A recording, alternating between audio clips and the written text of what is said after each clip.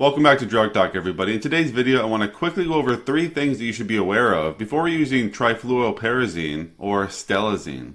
Number 1, when you start using Stelazine, you may experience low blood pressure or hypotension. Many times patients experience low blood pressure using Stelazine. They experience what's called orthostatic hypotension. This is a sudden drop in blood pressure when going from a seated to a standing position.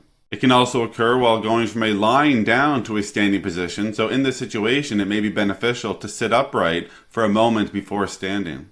One of the main symptoms that comes along with orthostatic hypotension is dizziness, and in some situations, dizziness can lead to falls. This is mainly a concern in the elderly population because we know that sometimes falls can lead to fractures in this population, and the fractures can have poor outcomes. So it's a good idea to have your blood pressure checked during follow-up appointments with your prescriber, or even consider at-home blood pressure monitoring. If you do often become dizzy after taking a dose of Stelazine, it may be for some beneficial to take their dose in the evening before bedtime to try to avoid the dizziness, but this is something you'd have to discuss with your prescriber before making any changes to your care plan. Number 2, Stelazine may have an effect on your eyes. Some patients experience blurred vision while using Stelazine. The range of severity can differ from patient to patient, so it may not affect you strongly. Another effect on the eyes could be something known as epithelial keratopathy. Keratopathy simply means a disease or condition of the cornea. Each keratopathy is seen in association with different clinical scenarios. Some may represent some local causes, whereas others may point to more systemic causes. Epithelial keratopathy is also known as Landolt ring.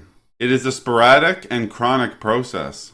It's believed to be heavily affected by the weather, as it tends to be diagnosed in the winter months. Patients may also experience vision finding and retinitis pigmentosa while using Stelazine.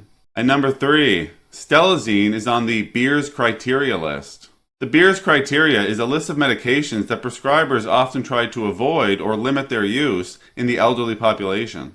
There are many reasons a medication could land on the Beers criteria list. Oftentimes it's tried to avoid side effects that may lead to falls, kind of like we mentioned earlier. But more specifically for Stelazine, it's on this list partially due to an increased risk of cerebrovascular accident. Men often have lower urinary tract symptoms, which would be another reason to avoid Stelazine, as it could make these symptoms worse.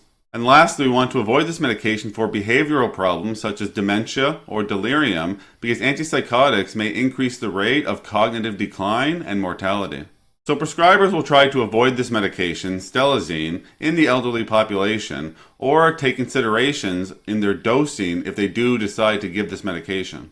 That's all we're going to talk about today with Trifluoperazine or Stelazine, but before you take off, I wanted to quickly let you know that you can pick up a copy of my book, The 5th Episode, Inside the Manic Mind, by clicking on a link in the description of this video. Take care.